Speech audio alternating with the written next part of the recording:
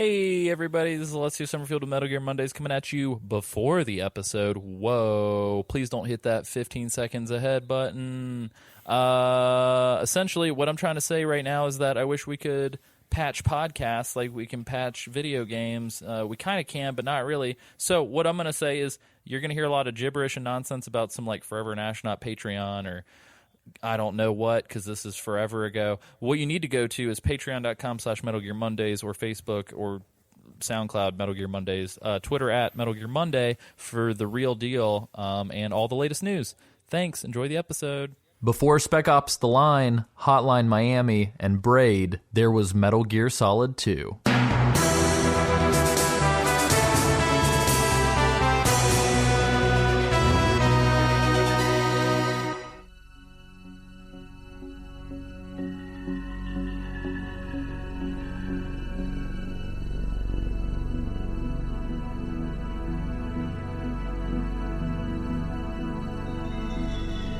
Hey guys, welcome to another episode of Metal Gear Mondays. As always, I am your host, Alessio Summerfield, and I am joined by Samuel Wright.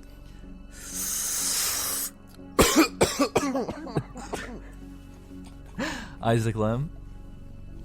I'm a shy guy. And this is the podcast where we talk about the Metal Gear Solid franchise from top to bottom, start to finish, in to out, in a book club style fashion. Sam and I have played the games. Isaac has not. So let's commence. This week we are talking about what happens after EE dies in Metal Gear Solid 2. Isaac, can you tell me a little bit about what happened last week? I just want to say that was very professional. Thank you. Yeah. Let's That commence. sounded really good. I appreciate that. You're listening to NPR Morning Edition with Alessio Summerfield. In the famous words of my uncle, "A la cuisine." So yeah, Isaac.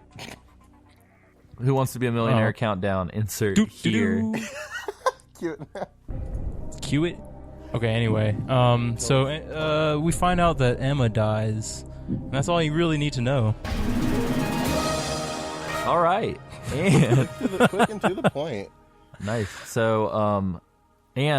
So Emma died, and we got onto Arsenal gear. Okay, fair enough. Yeah. Through some very kind of weird and shady means, we found out that Olga's a ninja and has been working with Snake, and has now knocked you out and put you on Arsenal gear. So does that mean Snake's a bad guy? We'll find out. We'll find out this episode. We'll find out fucking everything this You episode. betrayed me? I'd never say we were on the same team, kid. Or whatever he says. Oh my god, I want to hear Sam just dub over a cutscene. I might actually do that. I'm going to pull a cutscene from Metal Gear Solid 2, and I'm going you want me to dub I'm over going to it? make Sam dub over it, and I will put it up on the Geek Time YouTube channel. I swear to God. I will do every second of that. All right, cool. I'm going to find a scene and email it to you after we record. Sweet. So, Man. nice little tidbit. We should just all do voices. I'm going to send the same clip to everybody, and we all have to pick a character. Well, you got to get Sam to do Vamp too. So It'll be a montage. I'll find a couple of them. You need to throw in the ninja in there somewhere. Cool. I'll find some scenes with subtitles. That way we can all just read along. Sick. Awesome. So I'm glad that just happened live on the episode. Sam, what is going to happen this week besides everything? A lot of fucking shit. Man. A lot of fucking shit. So, the first thing that happens is...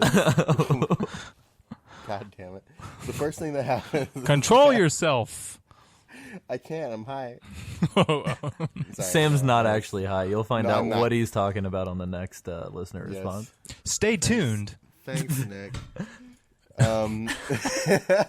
So, this episode, pretty much everything happens, but the first thing that happens is that we find ourselves waking up in a room very reminiscent to something that happened in Metal Gear Solid 1.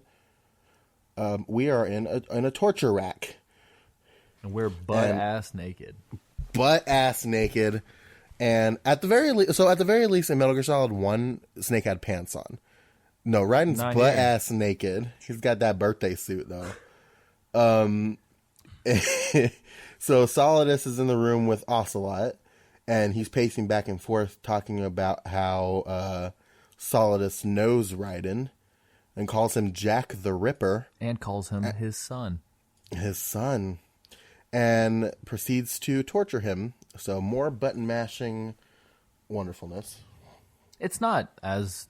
I would say it's just the not one. as long as MGS1. No, it's not. And I think you only go through it once. Am I? Yeah, Yeah. I believe it's just once. Yeah. He hits you with the Dr. Octopus arms. On his Hulk suit. Yeah, which come out of nowhere. Yeah, is that the first time that like they just happened to be there? Yeah, this is it- the first time we've seen him the whole time. So that's a thing. Yeah, it's strange. Also, spoiler alert for everybody who's listening. Raiden is butt naked. Raiden is cupping his cock, and you see his ass. However, there have been scenes that people have like paused online where there's like a split second where you can see what's on Raiden's crotch, and he has no genitals. So Raiden has no genitals. Now, I don't know if that was obviously just done for censorship issues or if that is to allude to Raiden's gender, but I'm assuming that that does not have to do with the canon because, as we will find out later, Raiden, in fact, can procreate. Spoilers. Yep. Yeah, thanks. Sorry. Yeah. I'm going to go ahead and say Isaac's this never is played. this is the games last before. episode of the show, I think, or last episode of MGS2 coverage proper. So I'm just going to True. say spoiler alert is off. So full-blown spoiler mode activated. Sam, what else happened? So after the torture, you find out a little bit about Raiden, his background, like for real. So he was born in Liberia, I think, and he was raised as a child soldier because Solidus essentially killed his parents and adopted him and turned him into a child soldier. And he had such a high kill count that he was made the leader of the small boys unit and was named Jack the Ripper. Yep, and So- it was part of the Liberian Civil War in the 80s, and Yep. essentially once the war concluded, NGOs picked up all the boys and kind of started to send them to countries around the world for rehabilitation, I guess is the best word. And so he was brought to the United States and was kind of treated to repress those memories. But he makes mention that the first time, quote, he held an AK was whenever he was 6 years old. And all of this becomes evident due to a codec conversation with Rose, which happens roughly after... sorry, go ahead, Sam.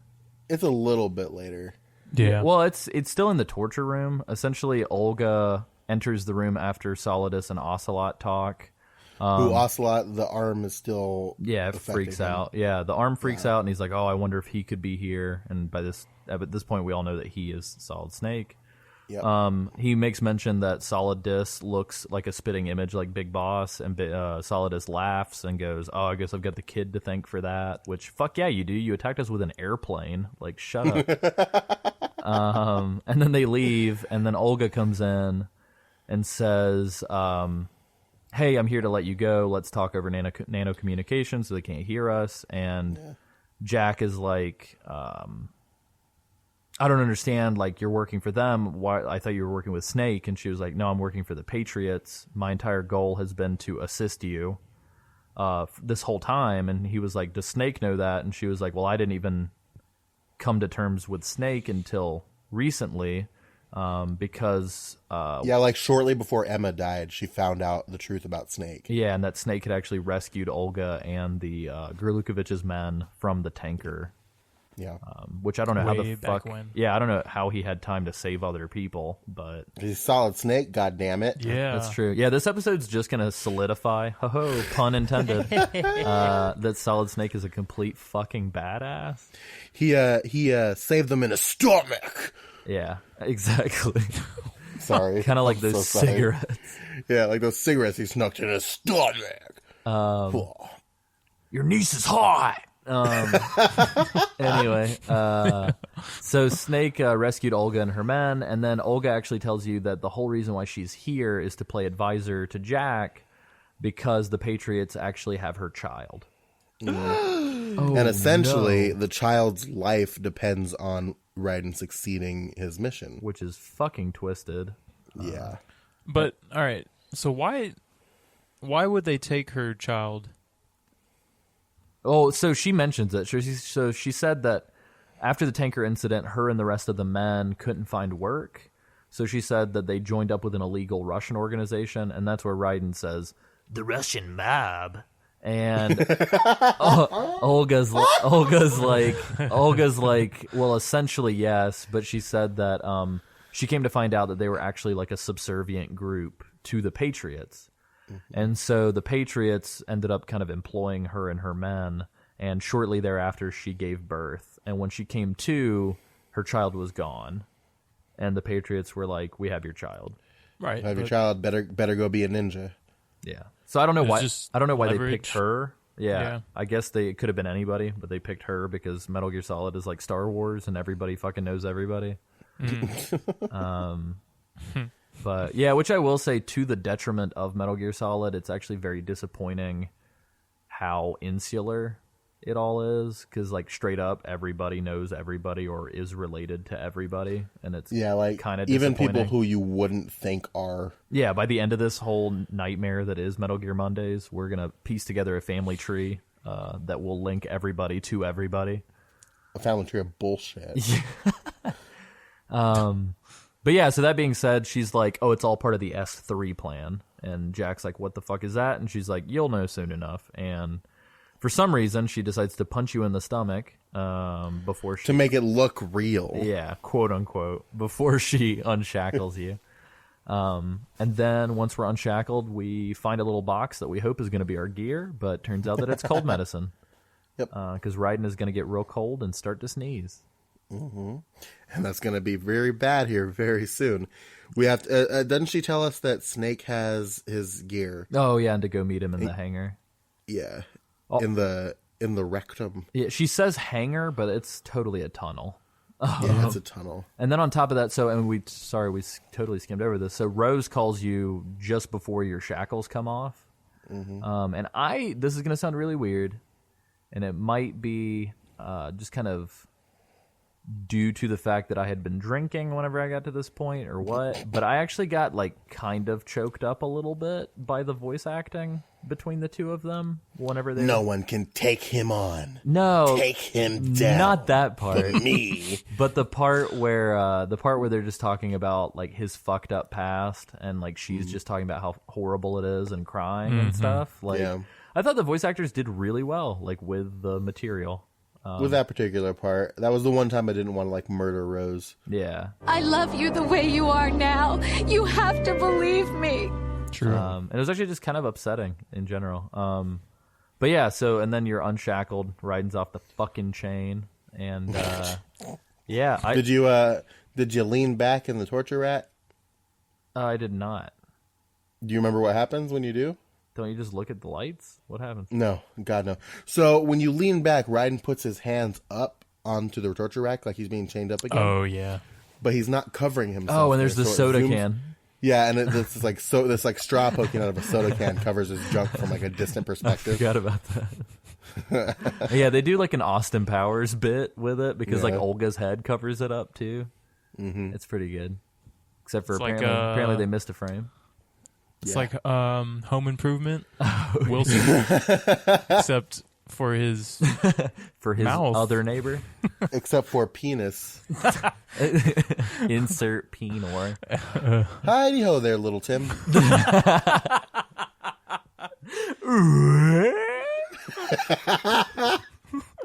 So which apparently that we have some, for our Welsh and British listeners, you're gonna have no fucking context for that joke.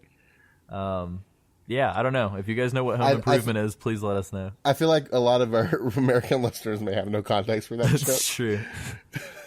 Who knows? I just like shitty TV, so that's why I have... Home Improvement is not shitty TV, you That's piece of quality. shit. All right. Take it back. All right. Tim Allen's a national treasure, damn it. So is Zachary Ty Bryan Oh my God! You forgot about Zachary Taylor Thomas. and Jonathan Taylor Thomas. Come on. There's Zach, and Zach. Zach McCracken. Don't forget about him. Zach McCracken. All right, sorry.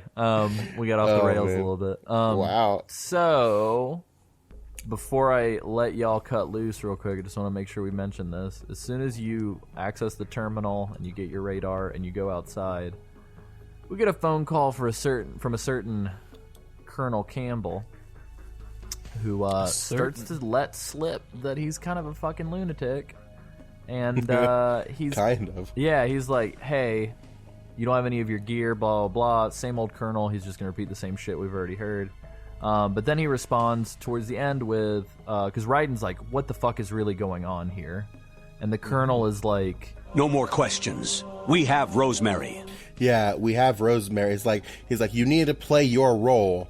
And this is a type of role-playing game, isn't it? yeah, and Jack's like, what? Which is weird, because I'm going to go ahead and say there's a series of Kodak calls that are about to happen, in which that Jack 100% does not acknowledge how insane they are. Yeah, because they're not for him, they're for us. Yeah, exactly. As a player, like this is some straight up fourth wall breaking. So yeah, and we can kind of gloss over this section a little bit because essentially all it is you have to sneak around some Arsenal Tengus. It's a pretty difficult spot though, because you have zero equipment. Yeah, you can't fight, you can't do anything. If you get caught, you have to run or die. Essentially, You can cartwheel. you can cartwheel, do a mean one-handed cartwheel. You can actually knock people out with that thing. Oh yeah. Yeah. If you hit them, once, they'll knock over. But if you hit them again, they knock out. And if you hit them down the stairs, they will knock out. Oh shit. But yeah, Well, the cameras are a fucking nightmare. Yeah. Well, before we go into the codec calls, 'cause I feel like we could just dedicate a little bit of a segment to those. How did everybody do with the sneaking segment? Isaac. Okay. I will say, at first it was frustrating, and I died. All right, is that what you want to hear from me? Is that what you wanted? If it makes you, Is that what you want? if it makes you feel any better, I died as well. Oh, I Okay. died too, several times. But I think I went the long way around, because I think, all right, I was watching a let's play earlier to just kind of freshen up, and the guy goes, Hey, wait, he was goes it into the- Lazier Bandit? yeah, Oh, dude, I figured it out. shout out to him. It's not Lazier. No, It's I didn't. oh Isn't it just laser? no, it's like lazier, like lazy. Oh, lazier. He's a lazier bandit. Gotcha. Okay. I'm like, oh my god. Oh, yeah, because he says it. He says it. If you watch that Let's Play, and I'm going to go ahead and say, so I've commented on his YouTube videos and actually told him that we've recommended his videos to listeners. yeah, And he thanked us and told us to keep doing what we were doing. So I've always, like, anytime that I do use a Let's Play to refresh, I make sure I pick his because I want to, like, show him love. But I actually rewatched parts of it, and at the end, which we'll talk about later, at the end, whenever you see the name on the dog tag or whatever, he said it, and I was like, that's how you pronounce it, and I totally just fucked it up, but... lazier, Lazier. lazier. You're still in France. Sorry. Okay. So you go into the main room, the first room, and there's like a stairwell to the right automatically, and that's where he went up. Yeah. I had no idea there was a staircase up there, so I went all the way down the hall. There's stairs to the right. Dude, so there's you did it stairs. too. Well, there's stairs like between every single ray. There's stairs. Are you fucking serious? Uh-huh. I have in all my years. Oh, dude. Oh my god. You never heard the old adage, cut right and then hang tight and you're there? Because that's what I do every single time. Is that like I just made that's that not- up. That's not a I thing. just made that up. That's a thing. I made that up. Yeah. Apparently anyway, I'm good at so straight-faced lying to Sam, apparently.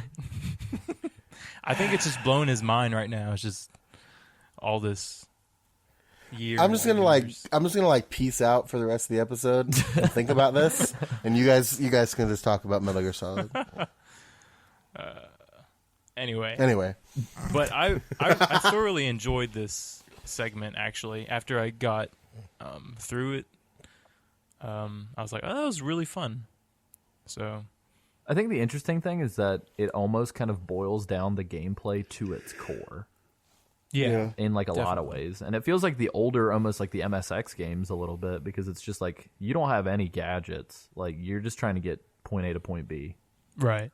So It's like the first time that like the best and really only way to do it is like true stealth.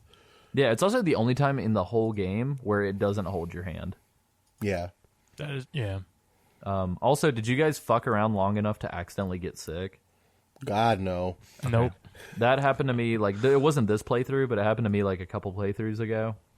And I can't remember what I was doing, but I think I was trying to be super sneaky and just, like, figure out all the enemy patterns kind of as I went. So I would just, like, sit and watch. And at one point, Raiden just starts sneezing, and I was like, fuck, that's why they gave me cold medicine. And I remember he sneezed, and everyone was like, what was that noise? And I was like, oh, no. Did you guys get the box? Yeah, there is a box in there. I don't think I got it this time. What box You don't is really it? need it. I think it's the Zone of the Enders box. Oh, okay. That's appropriate that it shows up in the mech hangar. Yeah.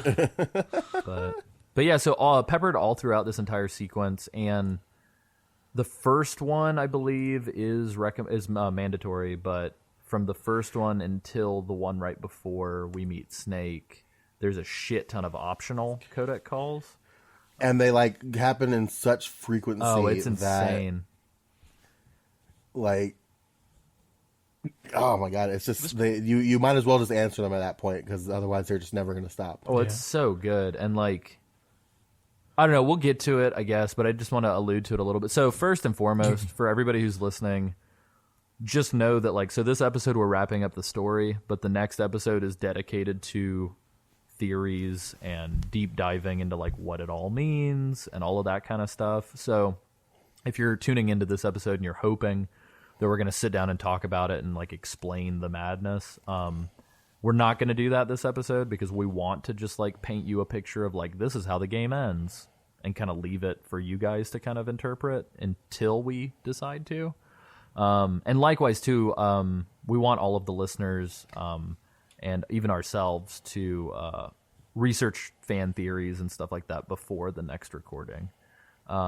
So we're just going to cut and dry. But the one comment that I will make in this section is that I definitely feel like this is Kojima being like, oh, these games have too many codec calls? Go fuck yourself. Like, you know what I mean? Like, it's just like, this is too many codec calls. Like, so I don't know. I just thought it very much so like played into, and we'll get to it, but it played into like what we come to expect from a Metal Gear, but like cranked up to 11. Yeah, and it's just like the calls are just super weird, and this is one of my favorite quotes from a video game ever. But Colonel calls you, and it's the I hear it's amazing when the famous purple stuffed worm in Flapjaw space with the tuning fork does a raw blink on Harry Carry Rock.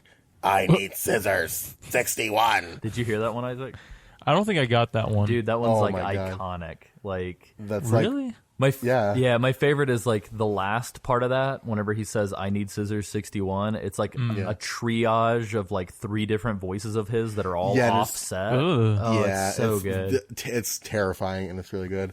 Or like every so often he'll like the middle section, instead of having the codec numbers, it'll be a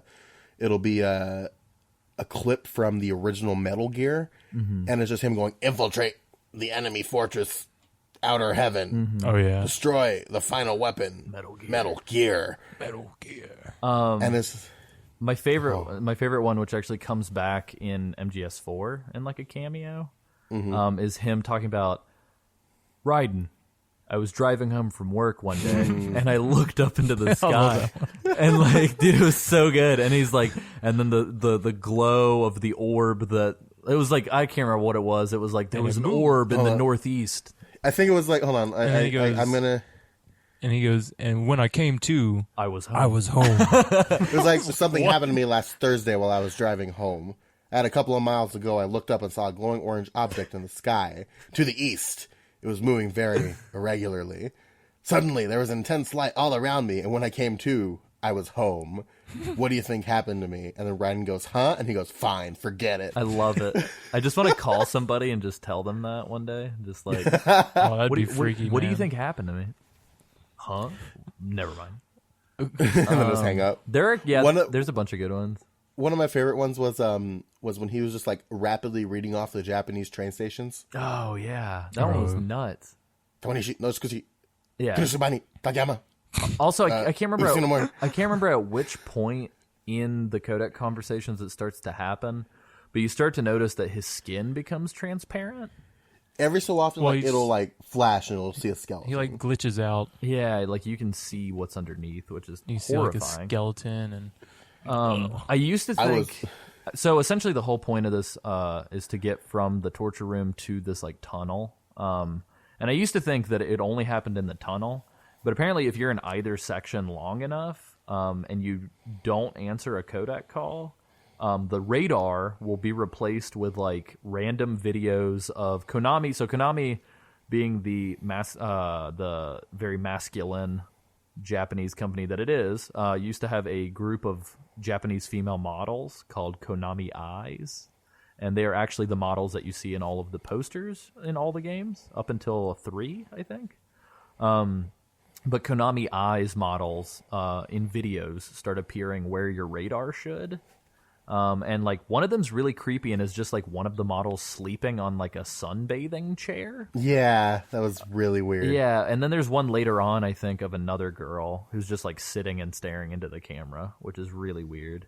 But if you answer your codec, it will just like stop those videos from showing up. Yeah. So actually, I'm in really bad shape financially. I pay money to my ex-wife as part of our divorce settlement, among other bills. I just had no other choice but to make you pay for lunch the other day. I'm really sorry. Yeah, he also hits you with several, and like, so, and here's an interesting thing, and I definitely want to make sure that we mention it because it's going to come into play on the next mainline episode, but like, so Colonel jumps in and says like, you've been playing the game for too long, turn it off, Raiden. But then Rose also jumps in and says, yeah, Raiden, turn the game off. And she starts to kind of be involved in some of these codec conversations, which and gets like really aggressive with him. Yeah, which is of interest, I think. So we'll get to it, but and yeah, so I don't know, it's pretty crazy. Isaac, one of my favorite ones, really quick before we go, was where he goes I didn't want to tell you this way, but I saw somebody a man coming out of Rosemary's room. Sorry to bring it up during the mission, and then just hangs up. Dude, my favorite part was they looked, I don't know, like they had been intimate. Yeah, they had been intimate. It's like, what does that look like? Like, can you describe that to me? But yeah, so Isaac, this being your first time through, I know that you were expecting some weird shit at some point. Did you expect this, and how did it happen, and like what did it feel like? All right, so I'll backtrack a little bit. It kind of started when you first start that what's that room? The main room. The torture. So I went the Jijillum. Yeah, that one. So I go in, and I'm like, I die a couple times, and I notice that the name of the room changes. I'm like, what? Oh, what happened?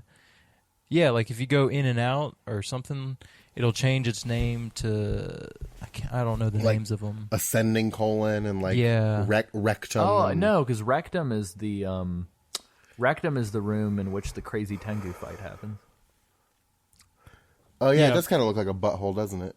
No, but I mean, like that's what that room is named. So that's weird. Yeah. But like the main room with all the rays changes name. Like it'll change to like a city in Japan, and I can't remember what it's called. But I've never noticed that. Yeah. As you like me out. transition through, like he's right. I never noticed that. If you go in and out, like if you go back to where the torture chamber was, and then go back in, it changes the name. Awesome. And I was like, I don't understand what was going on. And so that's where it started. And then, Colonel, all the codec calls from Colonel just really started to freak me out. And I was like, oh gosh, because I don't know. I was playing at night, and Yeah, by yourself Excuse too, me. which gets really Yeah. freaky. Those things, those like voices always freak me out when they're always just off kilter a little bit. And yeah, Colonel did that to the max. Yeah. I'm gonna, after we get done recording here, I'm gonna send you a video to the I Need Scissors 61 one, because Yeah, you that's have to hear terrifying. it. Yeah, you just have Oh to hear gosh, it. it sounds. I'll probably cut it into the. I'll cut it into the. Yeah, no, cue it here. I hear it's amazing when the famous purple stuffed worm in Flapjaw Space with the tuning fork does a raw blink on Harry Carey Rock. I Need Scissors 61. I will say But as yeah. well. So for me, just a fun little story. So the first time I played through this game, I think I was spending the night at James Meadows' house, Isaac, and we were Yes. playing through it. And I remember he fell asleep, but he wanted me to play through it, and because I'd never played it before, and he had a lot. And he was sleeping, and I'm in a dark room by myself playing, and we had been playing it from start to finish. And I got to the point that we're at right now, and then the codec message came up where the Colonel's like, "You've been playing the game too long, turn it off." And I was like, "Are you fucking kidding me right now? Like, is this real?" Like, and I'm like half asleep, like it's like 3 a.m, and I'm just like fading, and I was like, "Oh my god, this is not happening." And I just remember like my heart racing, and I was like, Yeah. I need to finish this game. This is crazy. Yeah. So yeah, love at first sight. So, after you get through this wild and wacky stealth section with the Colonel calling you constantly, you go into this tunnel, essentially, and both the doors on either end are locked, and you can't go back the way you came. So essentially, you're just running up and down, fielding codec calls.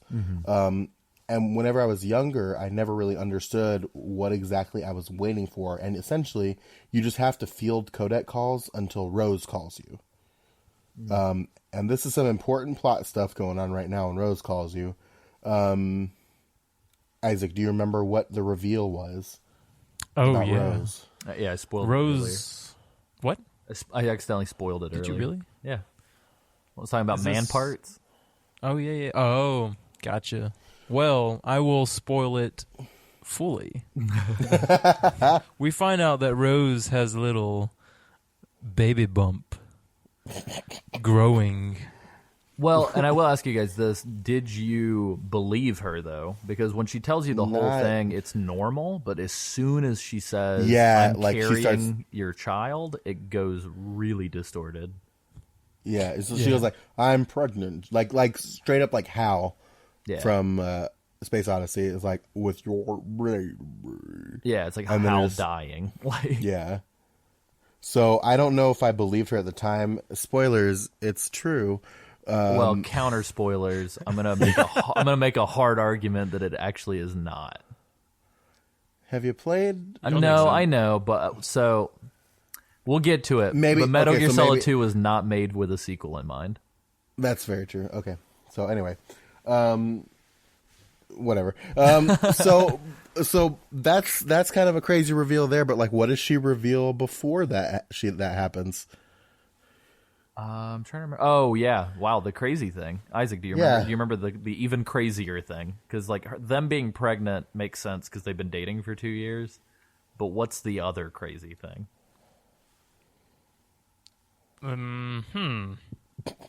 Oh, what was it? I can feel that O in my eardrums.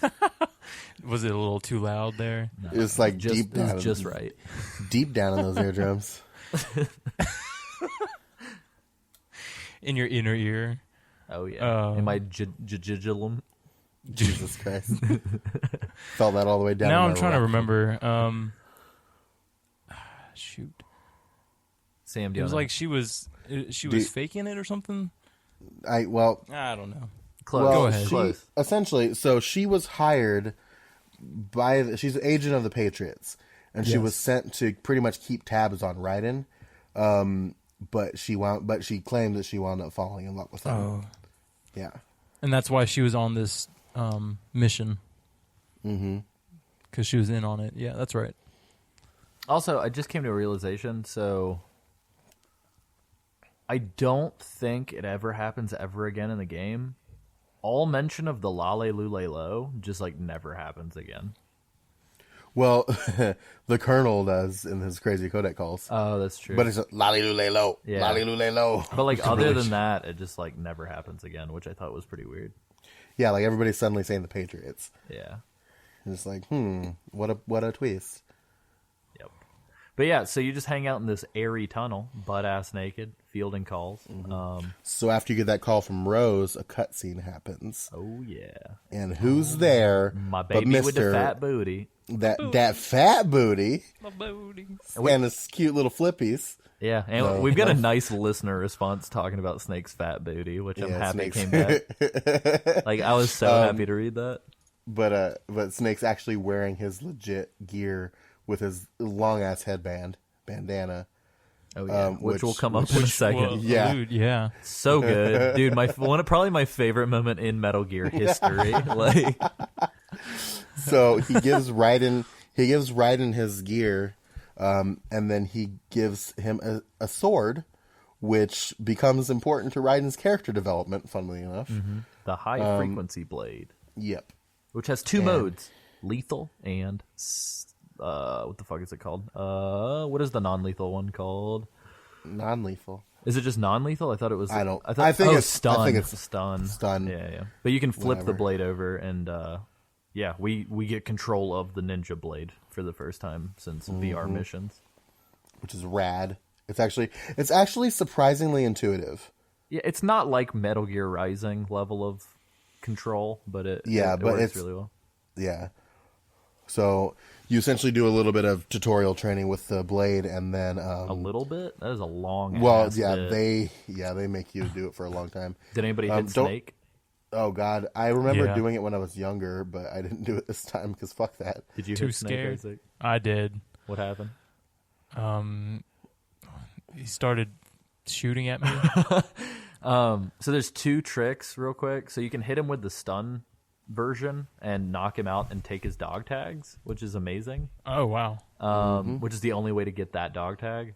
But when he gets up, he will like kick you in the face, which is funny. But if you kill him, and you can kill him, and it cuts to the game over screen, just to add even more fuckery to what's happening, Solidus Snake starts laughing. Dang. Yeah, which I thought was a crazy little Easter egg. Well, it's an Easter egg, but it also ties into like another big reveal that happens a little bit later. Because of like what exactly S3 was. Well, that's not what it is. Well, I know, but like, Yeah, I hear you. Take us hear me there. loud and So after you finally get done with this long ass tutorial training with the sword, Raiden essentially asks Snake if he's going to be okay with his gun, and Snake's like, "I'll be fine, unlimited ammo," and he points to his bandana, which is an allusion to the fact that the bandana item in Metal Gear Solid 1 gave you infinite ammo. So the game just straight up is like, no, we know.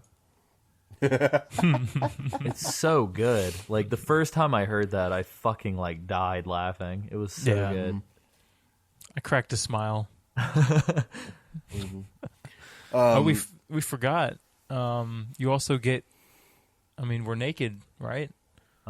So we have to get our stuff back. Well, Snake gives you the stuff before he gives you the sword. That's right. he goes like, "How do you walk around like that?" And Raiden's like, I didn't choose to. Like I don't understand. Like I had no other options. Like even though I will say he probably could have just choked out a guard and taken his clothes. Probably. But yeah, so Snake's Rubbed being a his- dick. Also, did you guys notice all the tattoos on Raiden's body? Yeah. He's like Well, it probably covered in has to do with all the stuff that we've just been talking about. Or does it? Oh my God. I'll let you go, Sam. Whatever. So we get a call from Otacon, who has been like, who this whole time has been trying to figure out like what's going on with the Colonel and who the Colonel is. Well, no, before that, he actually calls in to just say all the hostages were taken. Fine. Oh yeah, that's and right. that's actually after. So at the beginning of this section, Otacon's like, saved all the hostages. Are you guys doing all right? And they're like, fuck yeah. And then Raiden's like, whoa, whoa, whoa.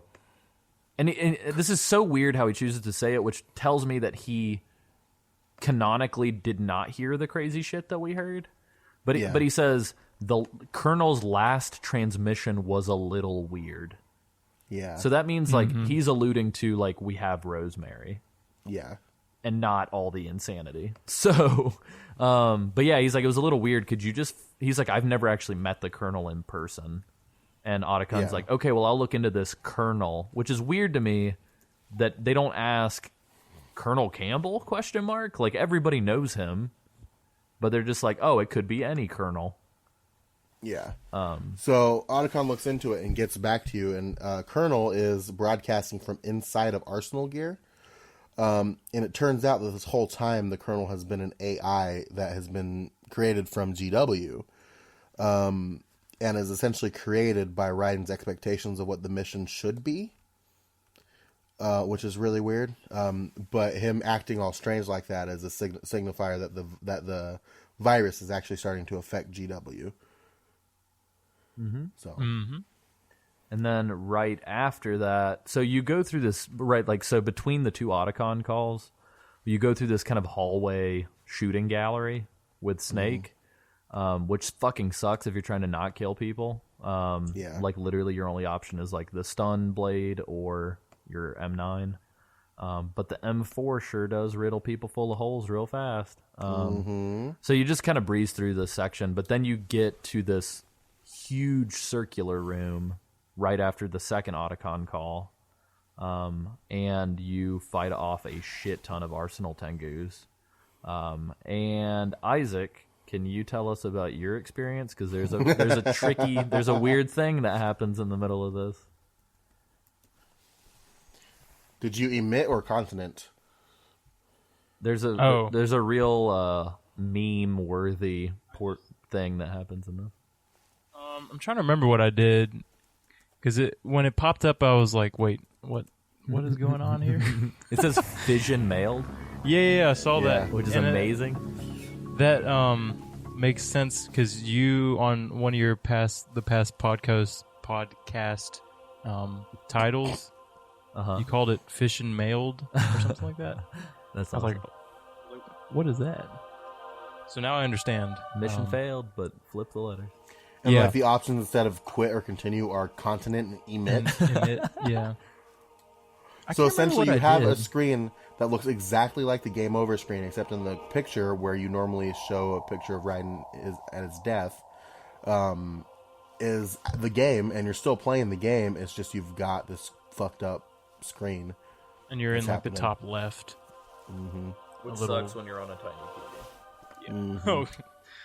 Or on your PSP. Did you play on your PSP? No, I was just thinking back of. I was like, so the office where I record the podcast, right in front of me is my old like CRT tube TV, and I'm looking at my PS2. So I was like remembering whenever I played it for the first time, and like on a little like 18-inch tube TV. Yeah. It sucks ass. But no, I didn't play this part on my PS Vita, so I wonder what it would look like. Oh. Yeah. But yeah. Also, I don't think you can choose either of those options, right? Like you can't use the D-pad I don't to pick think the thing. so. I don't think so. I mean, also, whenever that screen comes up, it'll be like a random Raiden death sound.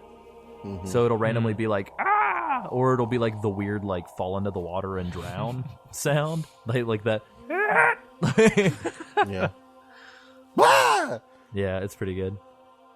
But So I don't remember trying to pick anything because I knew what was happening, so I just kept playing. But I can't remember if like the D-pad actually does anything. yeah, I can't remember either. Isaac, what happens next? So you're essentially trying to fend off all these ninjas, which is actually pretty easy to do. And after you do that, the screen fades to black, and somebody walks through the door. Ooh. Somebody with high heels. Somebody with a clarinet in the background. Yeah. Okay. I will Sam. say, Yes, What in the world? that was the clarinet. I think I listened to it again and I misspoke. I think it is an actual saxophone. You said it, not shit. me. Yeah, I know. I know, I'm just kidding. So No, I'm I meant. correcting myself from like 10 episodes back. So if anybody was withholding an iTunes review until that got rectified, feel free. You can now. Or if it is Review in peace. if it is a clarinet, then yeah, just rip me apart. Yeah, I don't know. It's a jazzy instrument. That's all we need to know. Jazz infused. Now I want to Google what instrument. I'm sure if you just look at the liner notes on the soundtrack, it'll probably say like who's credited to playing what on that song. What if it but just I'm sure says there's- jazz instrument and then it has somebody's name? Jazz ensemble piece. But yeah, so Anyway. Lady Luck herself, Yes. Queen, Fortune. Queen. She has She many comes names. in and wants to kill us all, or wants us to kill her, or both. Wait, Just just something. quick. Wants real something quick. to happen. She's just tired of living. Tired of her tight spandex suit. Yeah, if she took that off, she might feel better. Got I'm a not. little- I'm not saying she time needs out. to get naked. I'm just saying she needs to put on some more comfortable clothing. Time out really Yeah. quick. So, Fortune's theme song is a Drum roll. saxophone solo Oh, Hey. titled Fortune on the soundtrack. all right. Oh, We got to the bottom of that. there it is. Now, if only we could get concrete answers like that to the rest of the plot. So essentially, Fortune is upset because here's Solid Snake, the man she's been trying to find all game, All game right- long. right in front of her, and is upset because Snake killed her father, Scott Dolph, the Marine Commandant from the tanker portion of the game, if you remember. Every time you say Scott Dolph, I think it should be like a B movie actor. You know, Scott Dolph. Scott Dolph. He was in the that Val Kilmer movie that never came out. You know what I mean? God. So essentially what happens now is that Raiden gets to climb a giant ladder while Snake and Fortune have the fight of the century down Dude, below. and Snake has the most badass one-liner ever. He's like, if death's what you're looking for, I can make it happen. Or like some shit like that. Like, it's just real good. Like, I don't know. His whole conversation, he's like, I didn't kill your fucking dad, but I'm down but I'm down to do he this. didn't say fucking. I wish he did. We had this conversation. There's like a part in Oh, Metal Gear yeah, Solid 5. 5 where somebody screams the word fuck very loudly. Yeah, and it blew panics. my mind. Like, But that's like the only time anybody's ever said the word fuck in a Metal Gear game. I wish it was right here. Snake's like, I didn't kill your fucking dad. But no, it's not right here. So my adolescent desires will have to wait. So we don't get to see this fight. We remain in the perspective of Raiden climbing up this ladder. We get to imagine it, though. And it we'll find out later, it doesn't necessarily go that well for Snake. Oh, yeah. Because he is alive. He does end it alive, but he is very much captured here shortly. He's a So handcuffed boy. yeah, he's an imprisoned boy. He's sure isn't the leader of the little boys unit. No, God, my God. Anyway, so we get to the top, and doesn't like Solidus yell some shit at you?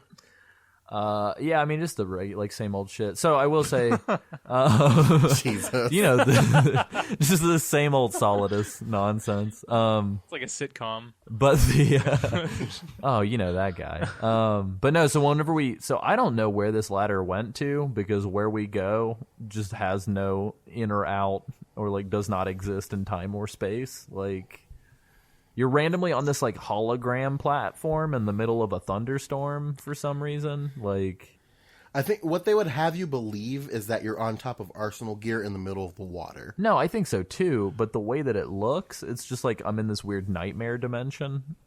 Yeah. With like God's voice and Metal Gears as far as the eye can see. Well, I it's- mean, could they have tricked him into like going into a VR area? I don't know. Ooh, that'll come up on Just next like- episode. We'll talk about it.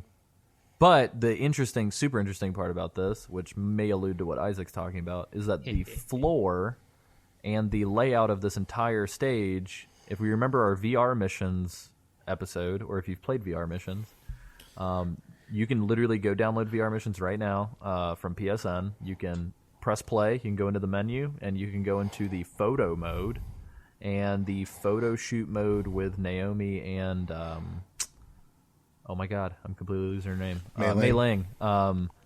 That stage is 100% this stage. Slow burn. Yeah. Yeah. Hold on. Well, let me wait. I'm gonna wait for you to pick your brain up off the floor. All right. It's honestly not that crazy. We've been hyping it up this whole time. It's not that crazy. Yeah, I know. They reused assets. No, I mean I think it was intentional. Well, Not intentional in a lazy way. I think it was intentional in like a jazz hands way. Fuck you. Anyway. So now you got to fight a bunch of Metal Gear Rays. Oh my god! You have to fight all the Metal Gear Rays. Yeah. Not necessarily. I think in like easier modes, you only have to fight like 3 or 4. Well, I think so in every mode except for Extreme, you don't have to fight all of them. Yeah. But Extreme, you have to fight all of them. And essentially, it's just a battle of avoiding all their attacks and just shooting them with the Stinger missiles a lot. And using chaff grenades. Chaff grenades help significantly. Mm-hmm. And you feel like a badass by the time you're done. Mm-hmm. Now, Snake even says 25 Metal Gears. Like, I don't think I've ever fought that many in my entire career. Mm-hmm. So, pretty sweet. Because all of the Rays, so if you look at their life bars, all of the Rays have number designations. Except for the very last one you fight, which is Ray-Rose. It's R05E. Yeah, R05E, but it's Rose. Yeah. Which is weird. That's the last one you have to destroy before the battle ends. In all the modes, I'm pretty sure. Mm-hmm. Sad. Well, except for the Extreme. Extreme, you have to kill them all. Well, yeah. And you get a different cutscene. Do you? Mm-hmm. It's slightly different, but you get like an extra cutscene. Explain. I can't remember what happens in it. I think it's literally just like so in this one, in normal modes, Raiden sets the Stinger down. He's like fucking exhausted, and he looks behind him, and there's still like Metal Gears screaming at him. But in the Extreme mode, and it's either Extreme or European Extreme, I can't remember. But in one of the 2 Extreme modes where you have to fight them all, Raiden is again exhausted and sets the Stinger down, and then you look around and there aren't any Metal Gears, and Solidus says something to the extent of like, "Oh, that's impressive. I wouldn't expect any less from you, Jack." And then it's the exact same cutscene again. Gotcha. So it's not that big of a difference, but I just want to mention that there was one. Oh, and also, when you talk to Solidus, he reveals the what S3 stands for, which at this point he says it stands for Solid Snake Simulation, and it was a way to artificially reproduce Solid Snake. Yeah, it's like the whole mission was like the whole plant mission was a recreation of the Shadow Moses incident. Right. Yeah. He alludes to the fact that it was like, because obviously the S3 plan is not something that Solidus or Ocelot want to have happen, but he says that like, I can't remember how he discovers it, but he essentially alludes to the fact that Ocelot had stolen information in regards to Arsenal, and that like in the information that they discovered, that they found out about this S3 plan. And he goes on to say, like, it was the Patriots' way of trying to, like, mass produce Solid Snakes, like, for their benefit. Yep. Which is why I brought up earlier about how Solidus laughing if you kill Solid Snake in the is funny, because it's linked to that, about how that program was designed to create a legend like Solid Snake. I guess in order to take down Solid Snake, but also to just kind of like be a powerful like military power. Yeah, I never really interpreted it as the Patriots wanting to make somebody good enough to kill Solid Snake. I always interpreted it as just, let's see if we can recreate Solid Snake just to have like as a resource. Right. We're getting a little bit ahead of ourselves. Let's talk about a little bit more parallel to the first game. Miss Olga coming in. And essentially, it's just like the first one. Ryan's about to get stomped by, I said Ryan. Right? Good old Raiden. Ryan Reynolds. Good old Ryan. Ryan Reynolds comes out of nowhere, and then he's about to get stomped on by Metal Gear. Yeah, no, Raiden is about to get stomped on by Metal Gear. Here comes Olga to save him. She does like a little cartwheel flip, but she's not in her cyborg ninja gear. She's just in her regular gear. Right. So she essentially saves Raiden and essentially says, you need to save yourself and you need to complete your mission. And he's like, well, what about your child? And she goes, well, my child's going to die if you don't win, so get the fuck out of here. So Olga dies. Hey, she didn't say fuck. No, I'm kidding. Oh my god. So Olga dies, and instead of escaping like she wants, Raiden falls to his knees in defeat. Which is great. But I'm just trying to like think where he could go. Mm-hmm. Yeah, it does crack me up that it's like, go, fight on, and then this woman dies, and then Raiden's just like, collapses. I'm done. Like, yeah, because on one hand, there's not really a whole lot of places he could go to escape, but at the same time, it's just like, well, you could have tried to do something. Don't you have a whole like skin tight bodysuit filled with Stinger missiles? Yeah, like unlimited Stinger missiles. Yeah, start shooting people. But yeah, so shortly after this, there's this whole, and hopefully I will not butcher the sequence of events, but Solidus comes down in his Doc Ock suit again, and he starts kind of pacing back and forth and talking to you. So Ocelot shows up, I believe. Is that right? No, Fortune shows up, and essentially the plan Snake. is that, yeah, with Snake, and essentially the plan is that she's going to hijack Arsenal gear from Solidus, but Solidus was just going to give her Arsenal gear because his goal wasn't necessarily to take Arsenal gear, but to get the list of names of the Patriots that were contained within GW. He didn't even want Arsenal. And then Ocelot starts laughing at both of them. And Ocelot essentially comes out of nowhere with like I can't remember the name of the gun, but it's a crazy gun that like you can't even have in the game. It's like some submachine gun that's in Counter-Strike. I can't remember what the fuck it's called. Anyway.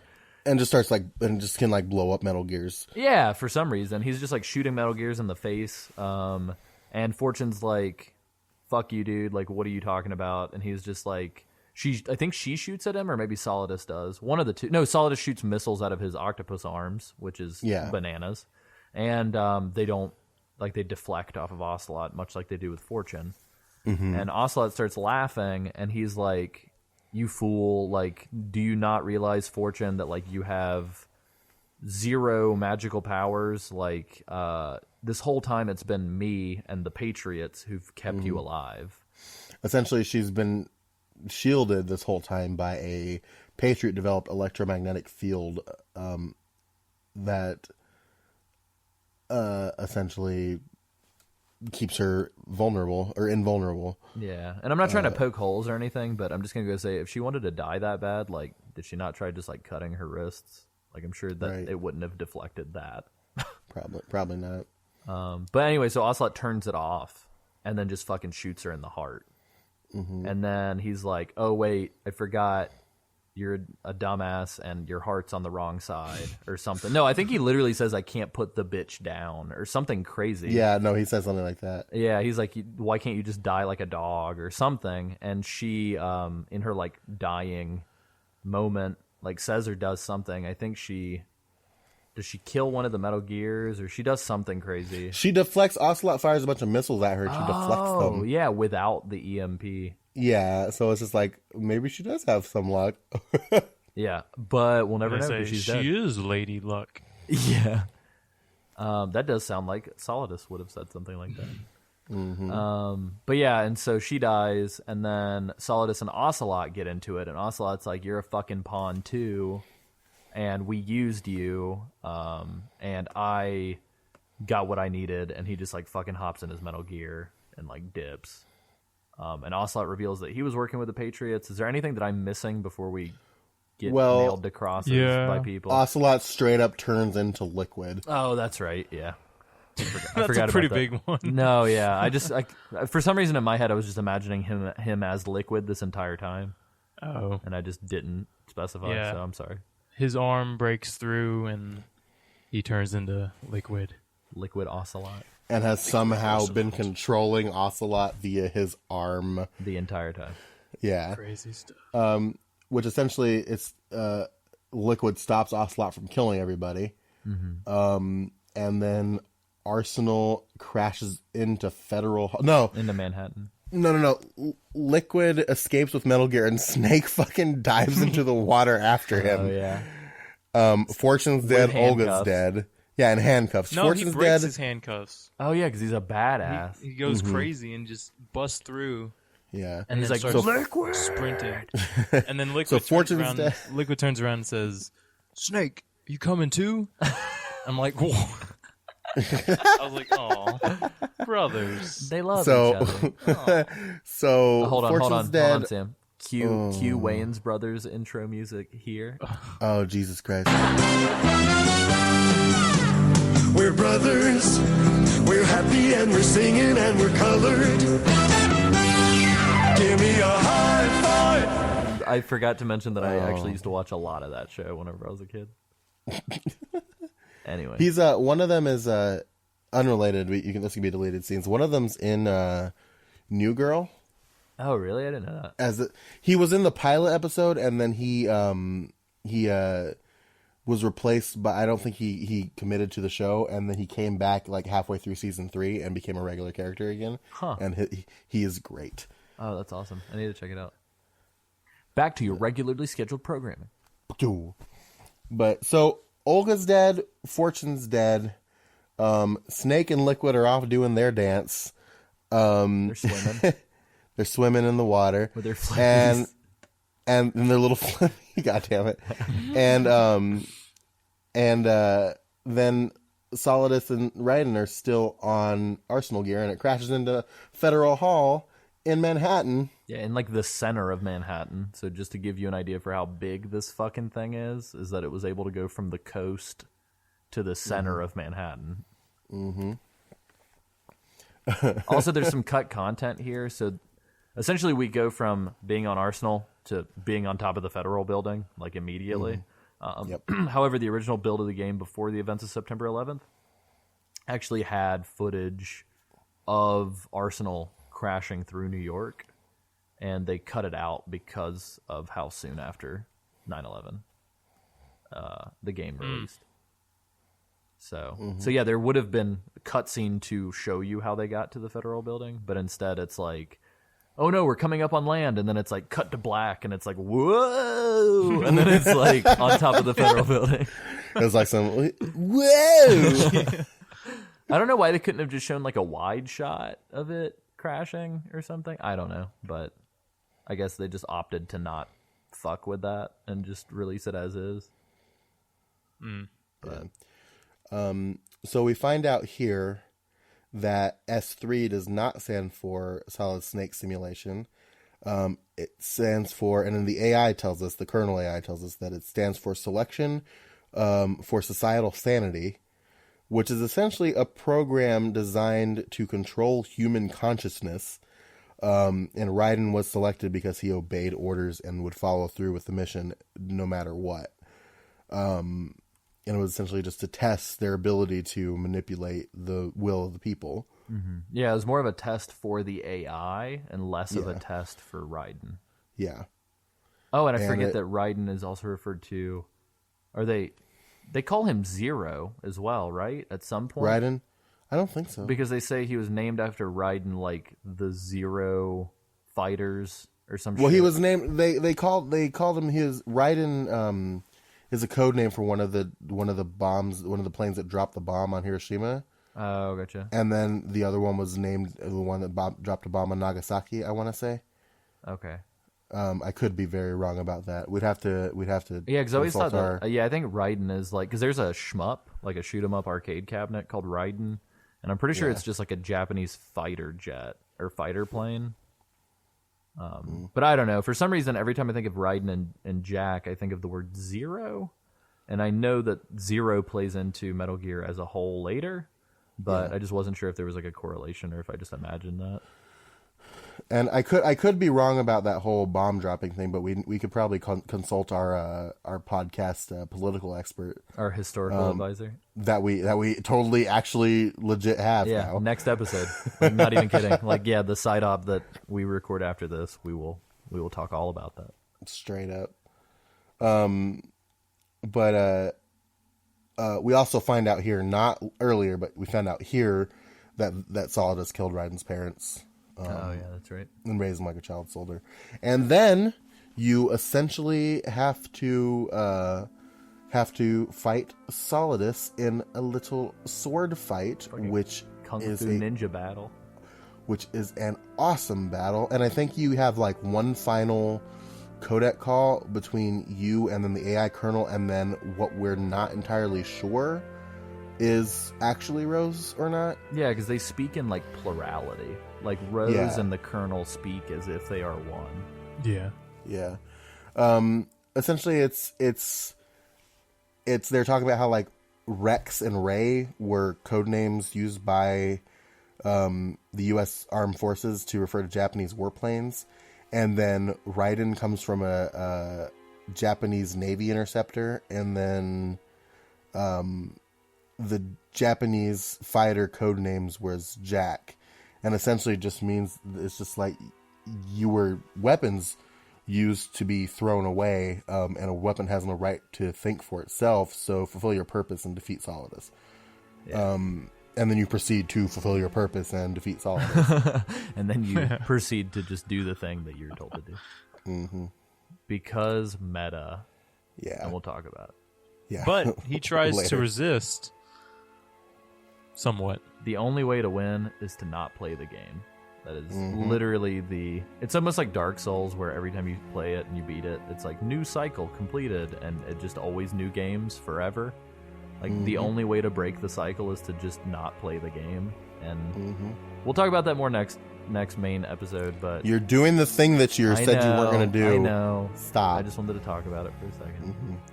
This was a really fun battle, and it's actually a really difficult battle as well, but it's very rewarding, I think. It's also the best goddamn cutscene to after you beat it, if you're playing the HD version on the Legacy Edition or HD Collection or whatever, or if you have Substance.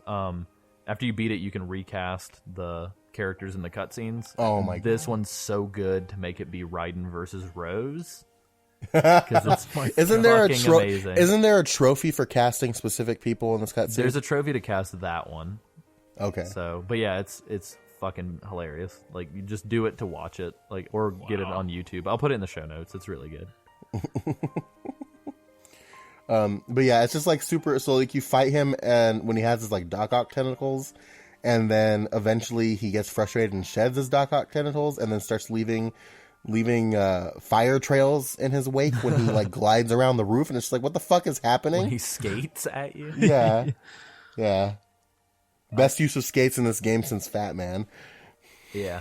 Oh yeah. This game just loves skates. And skateboarding. Isaac, True. did you have a hard time with this? I actually didn't. This was the right amount of difficult and fun. And I guess it was because it was difficult because excuse me. Sounded like Sam over there. Yeah, no, you're not the one. I'm the one. Oh, I'm so sorry. You're not allowed. You're the shy newbie. Come on, dude. Play your role, Isaac. Apparently, This is a type of role playing podcast, right? you'll ruin your eyes and your ears. Stop podcasting. Hey, listener, No. turn off the podcast right now. There's actually a quick note. There's actually a podcast out there called "Stop Podcasting Yourself," Oh, are you serious? and it's a very good podcast. Wow. Well, fun fact. Plug it here. Play a whole episode. Don't We played don't the do whole that. episode within our episode. Podception. Anyway, No, anyway, so this fight, I found that it was once I found the pattern for Solidus, it was more or less just getting it down and getting hits in, which was difficult, but it's the final boss. It's going to be difficult. What did you because I'm really curious. So we covered a whole lot of shit, and Isaac, you being kind of the voice of the new player, and kind of honestly, in a lot of ways, you're kind of the voice of the audience. Can you tell us like what the last bit that we've talked about was like to hear all these like crazy conflicting stories and stuff? Like, what was your takeaway from it, with it being your first time? Yeah, so well, for one thing, it was super long. I think it was something like 30 minutes of cutscenes, and it went on and on in a way that it just kind of one-upped itself, I felt. And I don't. What do you mean by one-upped itself? Well, like it kept on getting crazier and crazier and crazier, in the way that it would just expand on itself. And so when I was, I guess you're just watching it at this point. Yeah, you weren't playing a game anymore. So when you were watching this movie, which just for me, it was like, okay. All right. So I thought Metal Gear Ray was gonna be that was the final boss. Because there's a long cutscene. Yeah, but then at the end of the cutscene, this analog's like the Liquid kind of fight. Yeah, that's true. Yeah.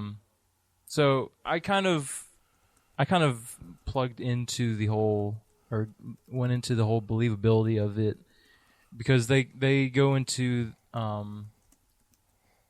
pulling such historical artifacts into the game and making it believable, into the fact that like this could happen in some weird parallel universe, And so I kind of went in and I was like, okay, this could actually happen.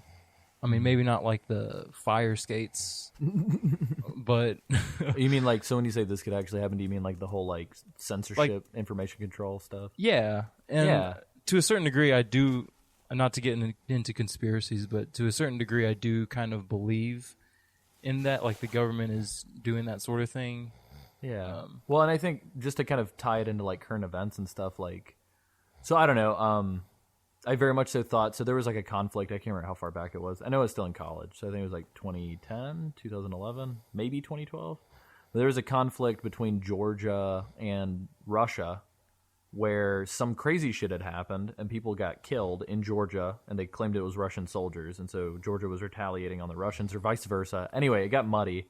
But what ended up happening was that both Russian media outlets and Georgian media outlets were like hacking each other to fuck each other's headlines and make it sound like the wrong thing had happened and stuff like that. And so immediately I remember seeing that and thinking to myself, like, I mean, this is something that like Metal Gear Solid 2 talked about literally 12 years ago. Yeah. Mm-hmm.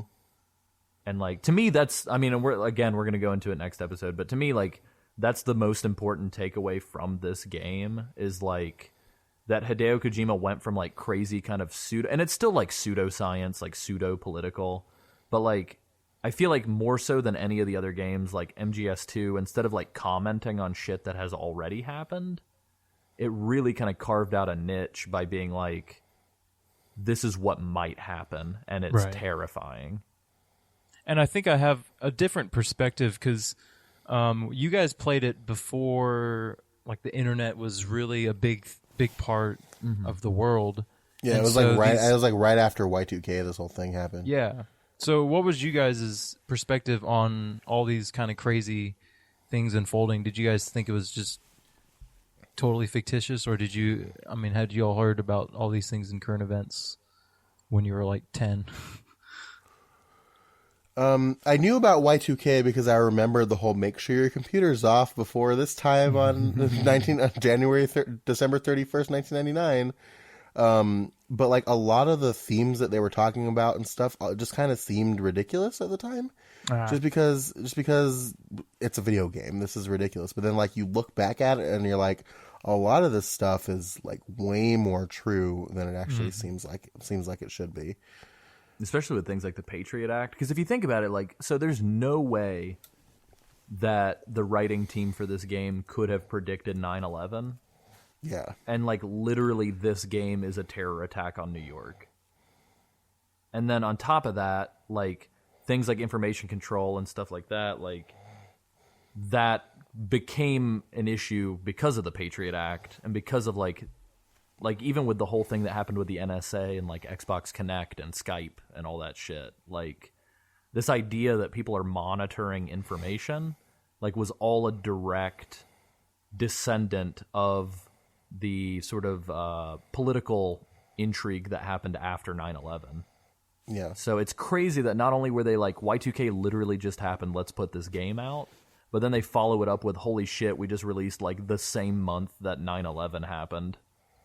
Yeah. Yeah. And I feel like if people were a little bit more, I don't want to be mean, but I'm not trying to say like I think that people are unintelligent, but I think that if the media were to pick up like an intelligent kind of game like this or somewhat intelligent game like this and really dissect it, like GTA 3 made headlines for being crazy over the top like terror simulation that came out after 9/11.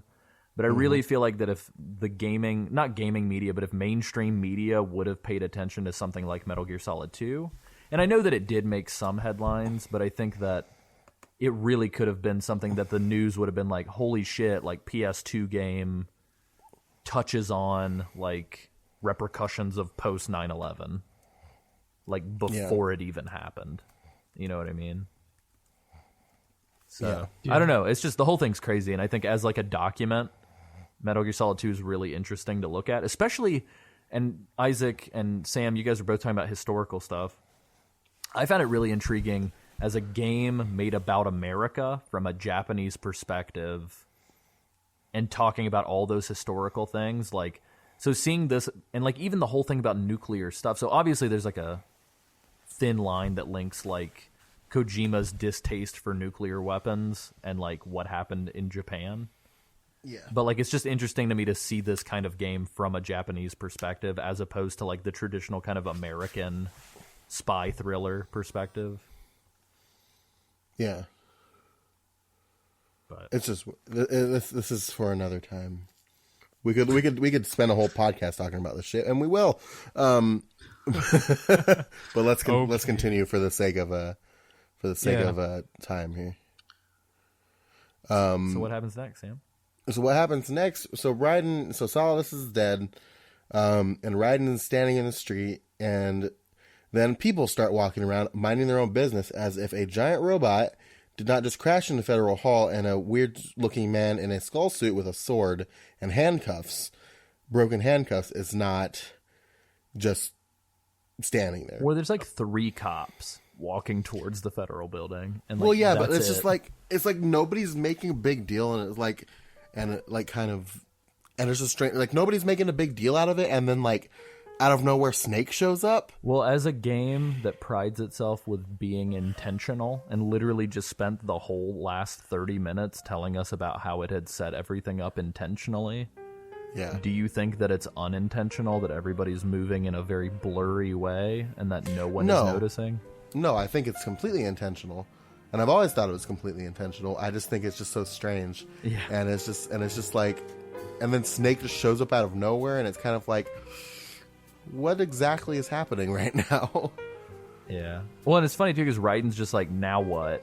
And Snake's like, we're gonna go keep on keeping on, but you got somebody to talk to. And before this happens, so Raiden essentially, Snake's like, you got to choose what your future's gonna be, and what you do with the thoughts and feelings after this mission are your choice. And Snake points at the dog tags around Raiden's neck and says, "What's that?" And Raiden says, I don't know. They're just my dog tags. No, he says he doesn't recognize the name. Oh, he doesn't recognize the name, and you zoom in on the name, and it turns out it's the name that you entered at the beginning of the game. Yeah. So it's he's it. you. Yeah. So he's just like, I've never heard the name before, and he throws the dog tags away. And essentially it's a symbol of Raiden shedding his control, because we've been controlling him for the entire game. And he's not doing that anymore. Oh, yeah. Symbolism. Before we move on, did anybody catch Vamp? Yeah. It's right when Raiden and the dog tag conversation happens. Mm-hmm. Yeah, Vamp. So, Isaac, did you know that if you press down R3, which is the right thumbstick in, that you can zoom in during cutscenes? No, I did not, actually. So if you do Any that, cutscene? Yeah, any cutscene. So if you do that, you can zoom in, and Vamp is totally just creeping in the background, watching Snake and Raiden. Wait, like they're walking in the streets? No, Vamp's just like standing still on a street corner, Yeah, like in just the distance. Just looking what? at them. Yeah, just staring at them. That's creepy. After Raiden throws the dog tags,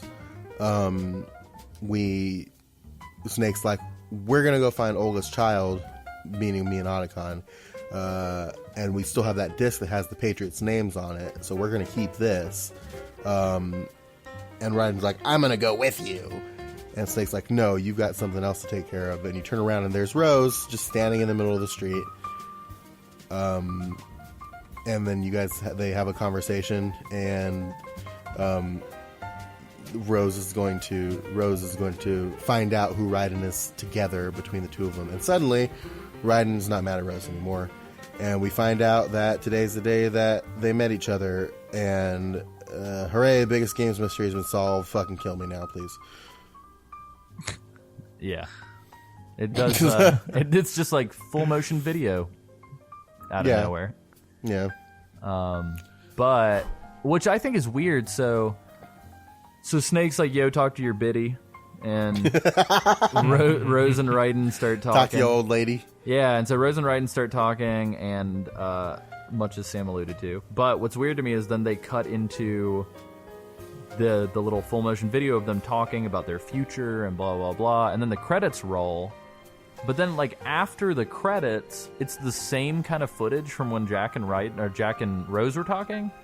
But it's Snake all of a sudden being like, Snake here's the message of the game. Yeah, essentially saying it's a life lesson about like teaching our next generation to do the right things, which, looking at our generation right now, we've failed. But that's essentially what it was.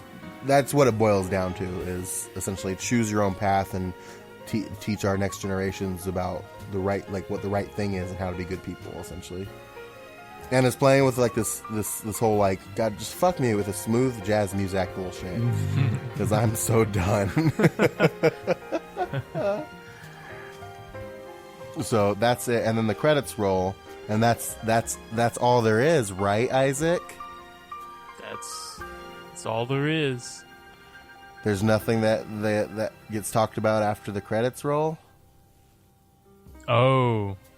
And then hold on real quick. I'm trying to think.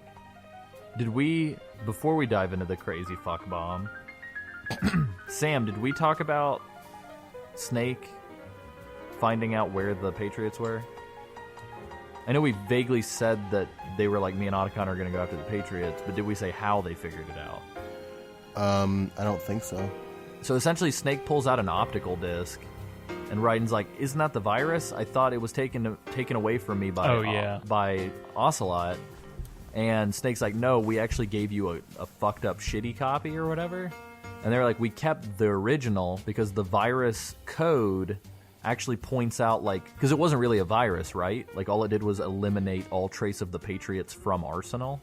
Mm-hmm. It wasn't a full-on virus." And so Snake was like, "We actually have the original, which will tell us what lines of information were removed, because it knows like what the program was trying to get rid of."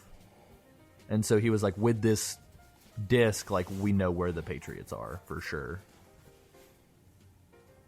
So that's it. Sorry. Which alludes to what happens at the end of the credits. Yeah. So the end of the end of the credits. The end of the end. Yeah. So we have the title slate. It's just a black screen with the title, and Otacon comes on, and he talks to Snake, Snake, you there? It's me. I've finished going over that disc. Did you find the Patriots list? Of course. It contains the personal data of 12 people. There was a name on it. Snake, it was one of our biggest contributors. What's going on around here? I don't know. Anyway, where are they? Well, we were right about them being on Manhattan, but... But what? They're already dead. All 12 of them. When did it happen? Well, about 100 years ago. What the hell? Da-da-da. Oh, and That's- Otacon alludes to a particular name. Oh, did he? Yeah, it says there was a name on it, Snake. It was one of our biggest contributors. And then he doesn't go into it more. Oh, yeah, he does, doesn't he? Yeah. Hold on, just for a second. I'm trying to think of who the fuck that would even be. Huh. I don't know. I don't know if that even ever gets addressed. At all? Anyway, that's we'll figure that out as we go. But that is Metal Gear Solid 2. Yep. And that's kind of, and really quick, knowing that this was supposed to be the last Metal Gear Solid game, that's kind of a fucked up way to leave it. Well, So thanks, Hideo. I literally can't say anything. I'm just gonna save it for the next episode. Oh, boy. I went to take a breath and I was like, that's 30 minutes. I'm gonna put that on hold. Mm-hmm. But so that's the end of Metal Gear Solid 3. And yeah. Metal Gear Solid 3. Okay. Original 3. Yep. OG3. True. Anyway, Metal Gear Solid 2, that's all. That's all there is. There isn't any more. That's all she wrote. We did it, guys. Oh yeah. And then we do the handshake thing. Yeah. Let's all. Oh, so we need to announce who the winner of the handshake contest is. And who's? So before we get to our admin notes and telling you when to send us your letters and all that jazz, we wanted to announce finally the winner of the manliest handshake contest. Oh my god. And Oh boy. drum roll, please. I ran out of breath. I got you, Sam. By a landslide write-in vote that was not one of the ones originally included, the Top Gun high five won. Yeah. Yeah. So next episode we're going to talk about fan theories, wrap up. I don't know. I don't want to say fan theories because I don't want to discredit the fact that a lot of these theories have been like hyper fleshed out and that there's a lot of evidence to kind of back them up. But since Kojima has never actually like come out and said what is up, I guess they are just speculation. But so yeah, we're gonna talk about speculation, fan theories. We'll call them unprofessional speculations. Yeah, analysis, all that jazz. But we're doing that not next episode because next episode obviously is our off week side op, but the next mainline episode.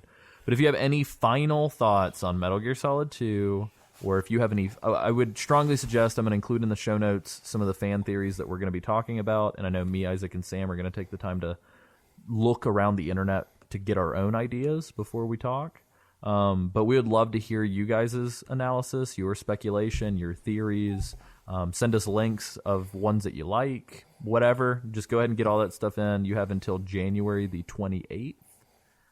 To get all of those into us. So you can talk about Metal Gear Solid 1, Metal Gear Solid 2, or fan theories on 2. That's pretty much what we've got covered. Mm-hmm. And likewise, wanted to give a quick shout out to our fan and listener, TJ. He's actually looking for bandmates right now. So if you are a musician and you liked the music that he sent us from last episode. Tell him the area. He's looking for bandmates where in the Baltimore? I believe so. Did he not? So he said he came from Philly, correct? He came from Philly, but he specified. So he's looking for people in the Baltimore, D.C. area to set up a new musical project. So if you... he does lead guitar, so if you are musically inclined and you want to start a project with our good friend of the show and fan, TJ, yep.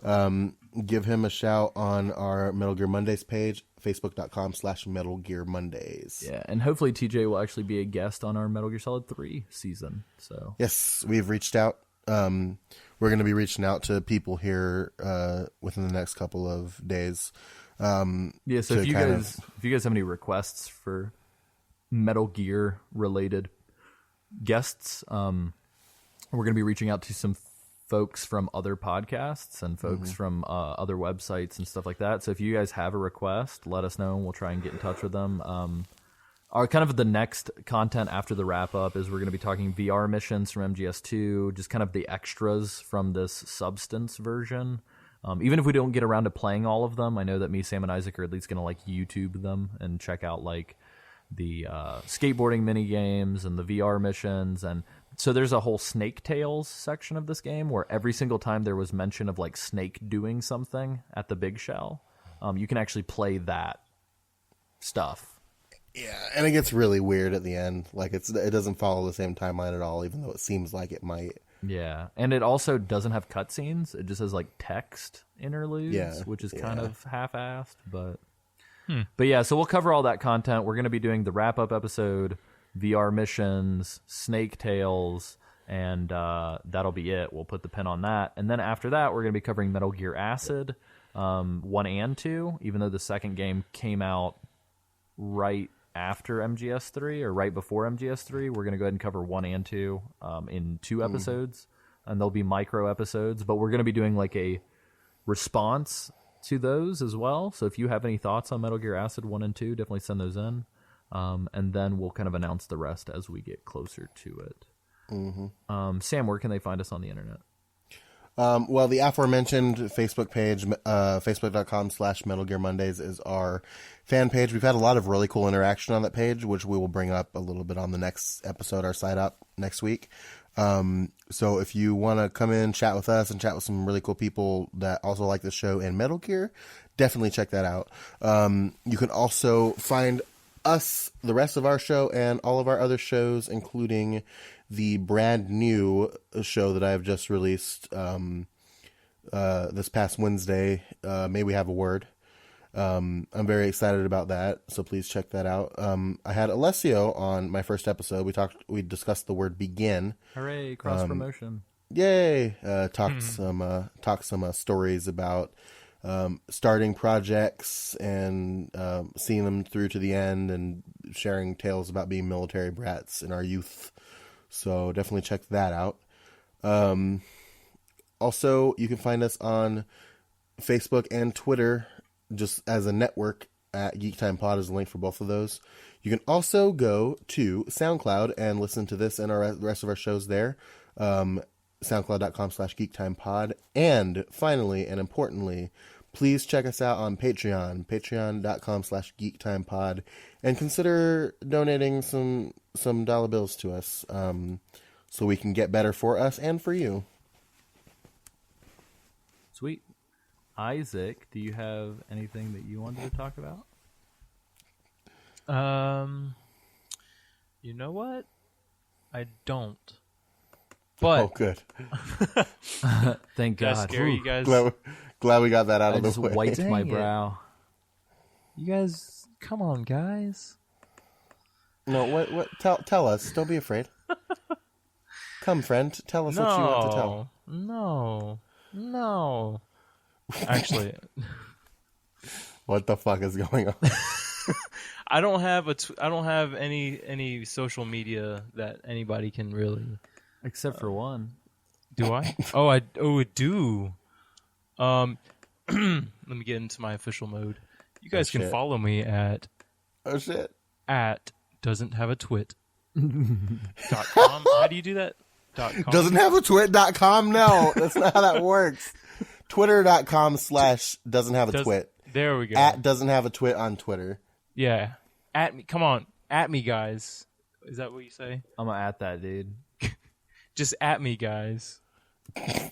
I guess I'm a Sam Wright DPS on Twitter. Alessio doesn't really use his Twitter. I do sometimes, just not as much.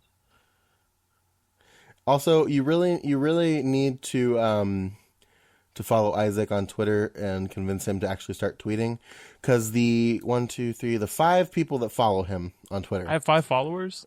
You do, but wait until you read. We gotta tell you who they are. The 5 followers are me, Alessio, Geek Time, the Geek Time Network, and Forever an Astronaut.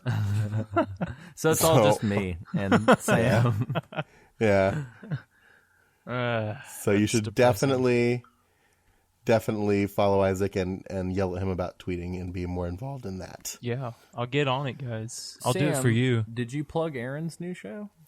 No, I didn't. Wow. I just saw the cover art, and it's beautiful. Did you make that? I did make that. That's awesome. Thank you. This past Saturday, Aaron released the first episode of his weekly news show called The Week in Geek. He talked about a couple of things. I was actually a guest on his first episode. We talked about some stuff. Primarily, the discussion was about kind of the stuff surrounding Oculus Rift and its pricing structure. But he kind of outlined a few other pretty important topics that occurred the week and kind of the beginning of the year. So definitely check that out. It's called The Week in Geek. You can find it everywhere that I have told you, and iTunes as well. Sweet. I'm into it. Well, Isaac, can you tell the listeners what to not forget? Next time on Metal Gear Mondays, it's just in a box. It's just a box. Just a box.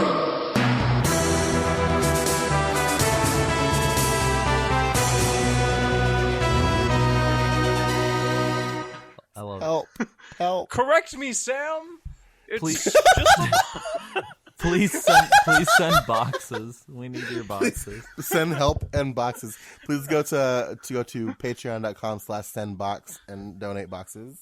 Or just go to patreon.com/geektimepod and send monies so we can And we'll buy use boxes. it to buy boxes. You know, I think at the end of this, my goal is to just have a fan who sends us cardboard Boxes. boxes. In the just mail. empty boxes. That are just well, nothing. Yeah. every box purchase, we send a box to a kid in Africa. So we're charitable. Yes. With every box purchase, we remember that it's just a box. It's just a box. Bum, bum, ba-da-dun-dun-dun-dun-dun.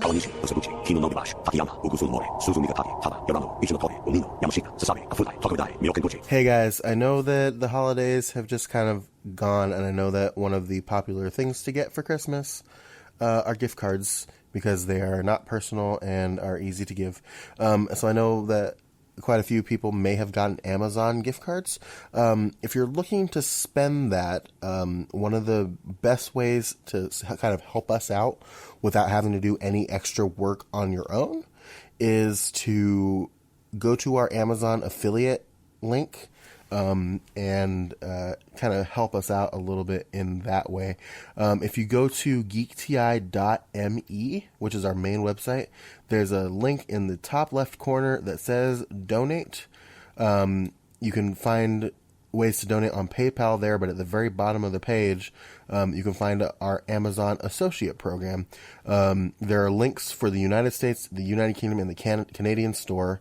So long as you click one of those before you start adding things to your cart, everything you buy is going to help us out and give us kind of a kickback to help us support the website and do better stuff for you. So you're not spending any extra money. You're just helping us by spending the money you're already going to spend. Also on that page, there's a little widget that'll take you to a link to the Metal Gear Solid Legacy Collection, which we've been talking about for PlayStation 3, that has pretty much every main important game we're going to be talking about on Metal Gear Mondays. So definitely check that out. If you click that link and buy it through us, we're going to get that kickback as well. So definitely check out that page if you're going to be using Amazon anytime soon, and help us out. We greatly, greatly, greatly appreciate it. Thank you so much. Raiden, something happened to me last Thursday when I was driving home. I had a couple of miles to go. I looked up and saw a glowing orange object in the sky to the east. It was moving very irregularly. Suddenly, There was intense light all around me, and when I came to, I was home. What do you think happened to me? Huh? Fine. Forget it.